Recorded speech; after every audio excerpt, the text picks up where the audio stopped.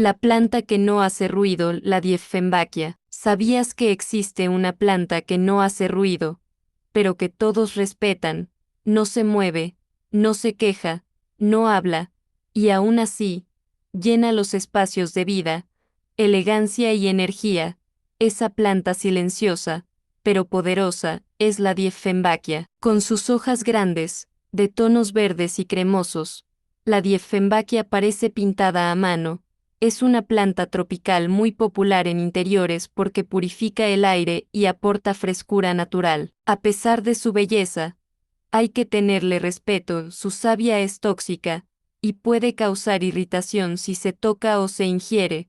Por eso, es una planta que enseña sin palabras, no todo lo hermoso debe tocarse, ella simplemente está, callada, creciendo a su ritmo, recordándonos que la belleza también puede ser silenciosa. La Dieffenbachia no hace ruido, pero su presencia lo dice todo.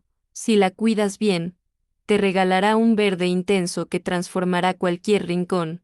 A veces, las cosas más silenciosas son las que más armonía traen al hogar.